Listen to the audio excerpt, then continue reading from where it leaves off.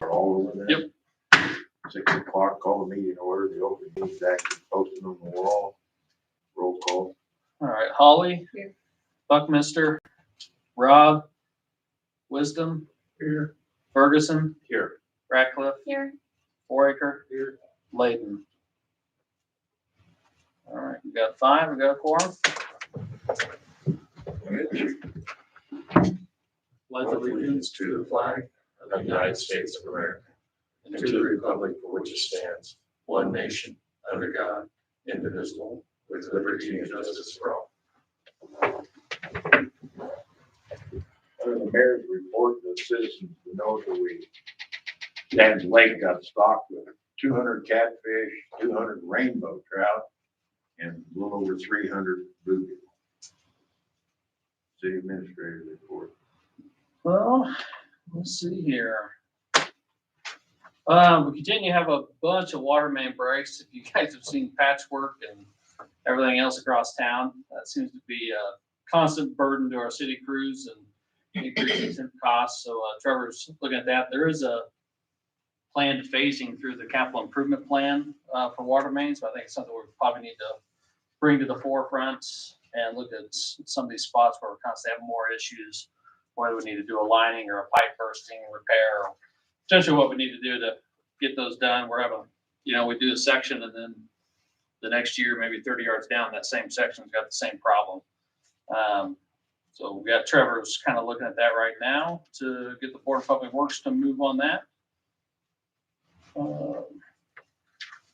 Financial side of things, we're going to try to get a budget committee set up this week, and then we'll have the special meeting and budget hearing on the 25th at 5:30. So notices are all published out for that.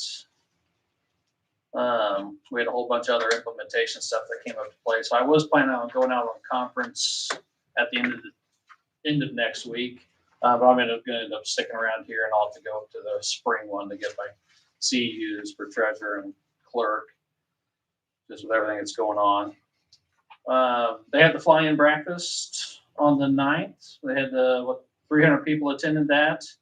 Over 300 people, 15 pilots flew in, and then the LifeNet helicopter team was there, and they had a little over 20 first responders attended the FAA sponsored first responder training. Excuse me. The airport authority just actually switched design consultants or airport consultants from Kirk and Michael to MEI, which is Midwest Engineering Inc. Out of Lincoln, Nebraska. So they're getting set up as a consultant within Nebraska. They had staff that was set out of like Burns and Mac, doing that work out of Kansas and Missouri, or it used to be at Burns and Mac. So we're getting them pulled up together. So Kirk and Michael will be finishing a few things that were under contract, and then their planned hangar project will be designed and implemented by MEI. We got 7 projects that we're getting ready to do for owner-occupied rehab. That was that grant we had about $500,000 sitting in at SIN to get something done. We did a drive for that and got quite a few projects. So they got these 7 lined up. I think we had 20 or 30 that ended up getting submitted or more. A lot of those get kicked out because their cost of rehab are higher than $25,000. So that's kind of the threshold.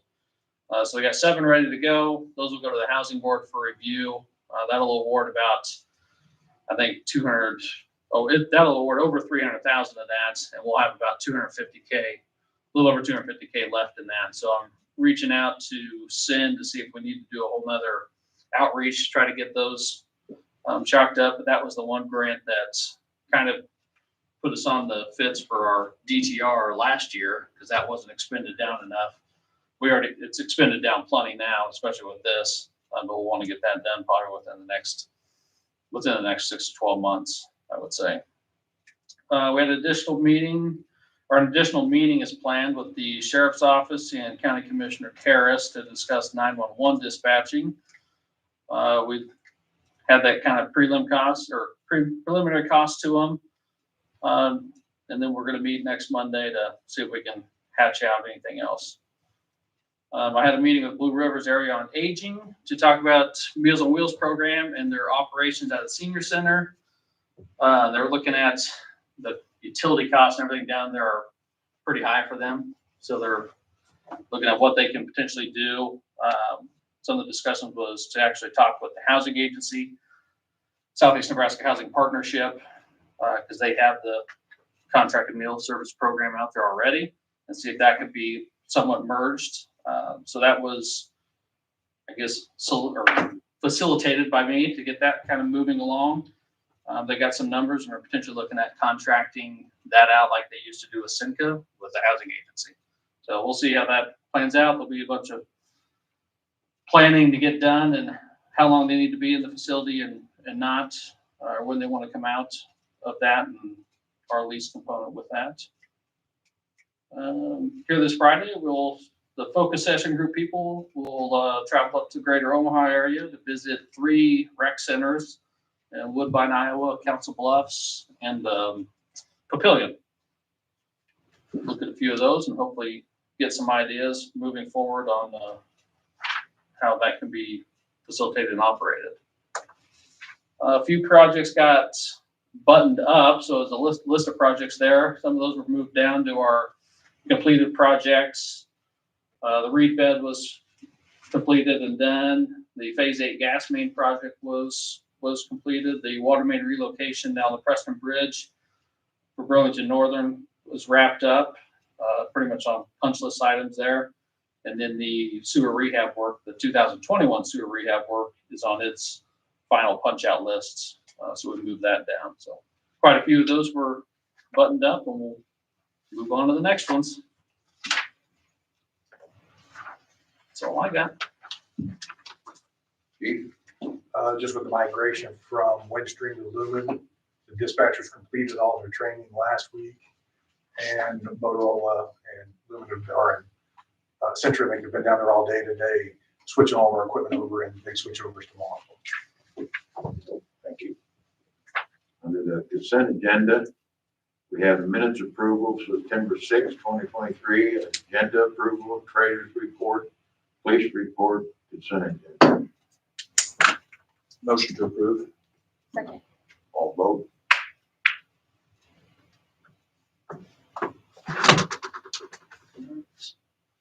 Five yeas, 3 absent. Under old business, discussing an action, third reading of ordinance 2023-102 to merge the duties of and position of utility superintendent and street superintendent into position of public works director as recommended by the Board of Public Works. All right, do the final reading. Ordinance 2023-102, an ordinance of the City of Falls City to amend sections 1-212 and 2-214 of the Falls City Municipal Code to assign the duties of the street department and street projects to the Board of Public Works, to create the position of Director of Public Works, and to merge into such position the duties of utility superintendent and street superintendent, to repeal ordinances in conflict herewith and establish an effective date. Motion to approve.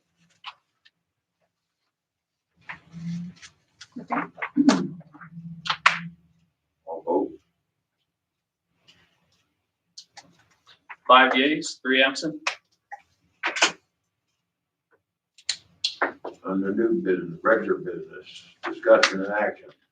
Authorize a final allocation of levy authorization at 0.033455 for the Falls City Airport Authority, fiscal year 2023-24. So the airports met to get their final budget component stuff figured out. They finalized their component there for the levy, which is $61,200. Comes out to that general rate for that, essentially as the governing body over top of that. We set that each year or approve that final allocation. Motion to approve. Second. All vote. 5 yeas, 3 absent. Number 2, discussion and action. Authorize approval of installation of a mural on the south patio retaining wall at the Falls City Library and Art Center. And This is part of our Sunday Fun Day event we have coming up this Sunday. So Christina Wartenberger is working with Chris Bennett, the art teacher at the public school, to basically do an outline of kind of like a bookend look. And then they're inviting the community members to come and kind of assist in the painting of that. And so it's kind of like a paint by number situation. This is, yeah, kind of a celebrating. Only way I can make it fly. Yeah, keep it in the lines. This is funded by the Creative District, and that $10,000 grant we received as our initial approval. It's something to kind of capitalize on our city of art and get people involved in the Creative District, and hoping to add more murals in the future. So it's nice that someone local can help lead this project and then get the community involved to get it painted. So we're excited about that. They did get approval from the library board already. So this is just, you guys' approval to be able to paint on city property, basically. So That'd be really cool. Yeah, I think. Motion to approve. Second. All vote. 5 yeas, 3 absent. Number 3, discussion and action, request for a 30-foot curb cut at 1706 Wilson Street. John and Tiffany Ford. So that was included in the packets. That property, or Sean owns, 200 linear feet, I think, along that street. Yeah, 3/4 of the block. Are those parceled all together? Actually, they are, of course. I was gonna say, on the assessor's side, it doesn't show them, but it shows they're nulled. Yeah, they're no, they're all Yeah. parceled together. Yeah, the White House is what I'm tearing down here. I put the Yeah. demo permit in, yeah. The one to the south there. And the little shed there is, I jump the curb all the time with my little trailer backing up. It's just hard to heck on things, so that's why I want to do a curb cut, so I can, it probably ain't gonna be 30 feet, it's gonna be 20 probably. When I come in and fill the permit, I didn't even think about it, and I said, oh, just give me 30, so it's probably 20. So it'll be- Yeah, I'm gonna 30, say you 30 is the max. you can't drive very good if you need 30. Yeah, it'll probably be 20. Yeah. I'll make a motion to approve this request. You want to do that at 20? I'd say 20. Second. All vote.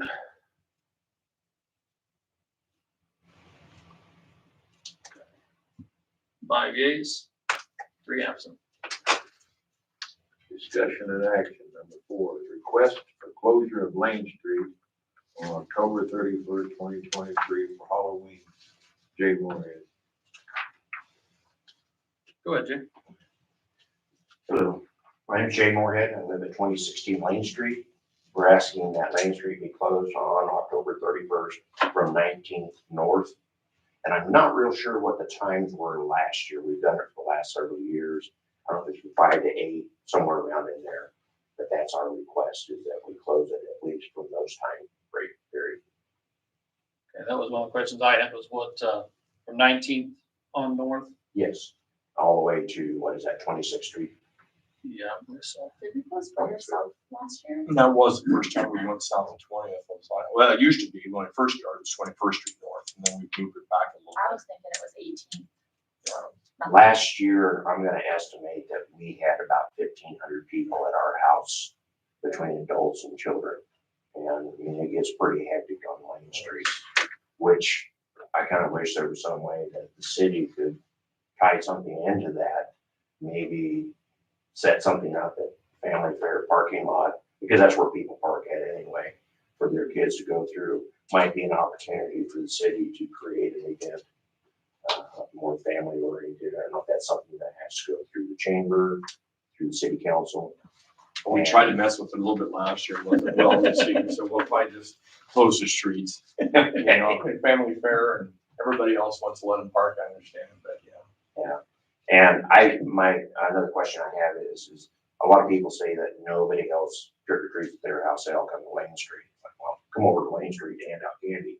Is it possible for people to get in the center island there and set up a table or whatever? And hand out candy? People's done it before. There have been people that, And there- yeah, I mean, I they know just sort of, There's an extension cord from each of the streetlights, and I didn't know if people could have access to that they wanted to set up lights or something, just for that evening. So, I know that there's been people who down there sit there before because they wanted to do the same thing. That was a few years back.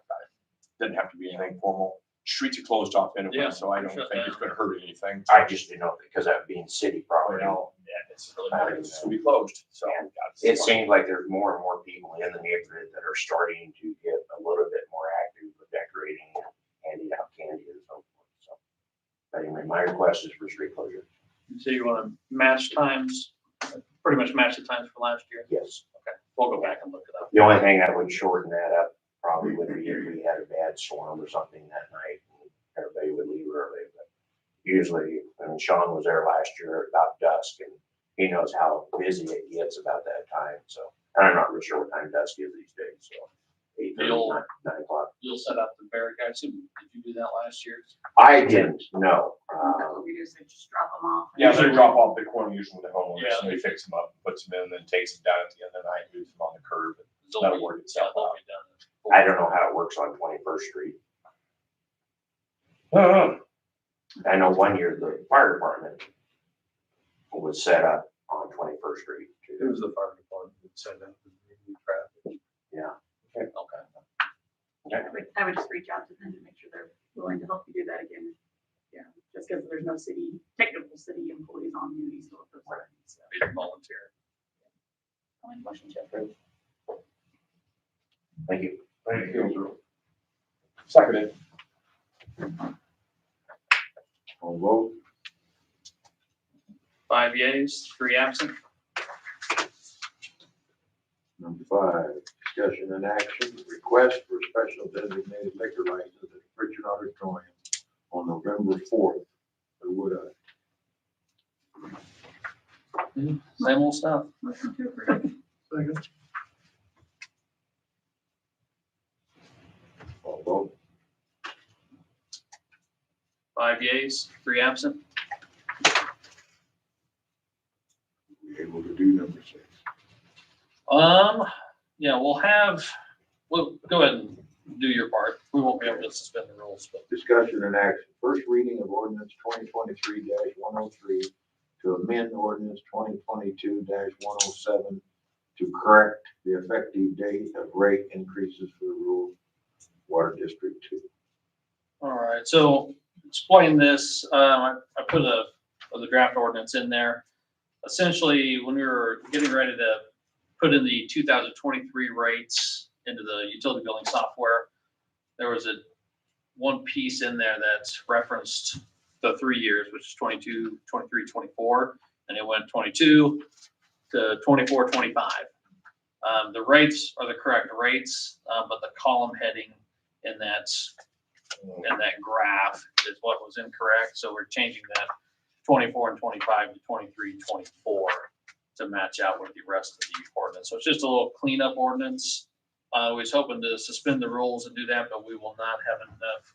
You're gonna have 6. We need a to- super majority to do that, which we could catch that next time. It's not that big a deal. We know what the rate needed to be, and that's what's gonna go into effect October 1.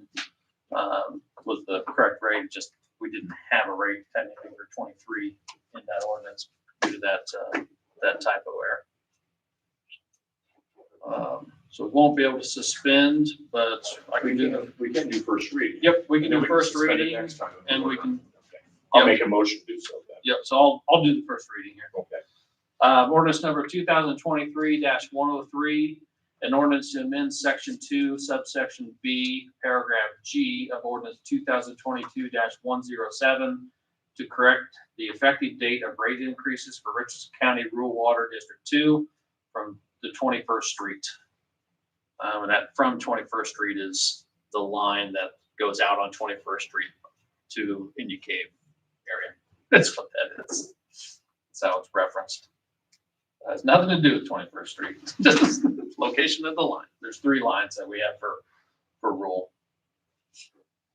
Motion to approve that first reading. Second. Vote. 5 yeas, 3 absent. That's the end of the agenda. Meeting adjourned.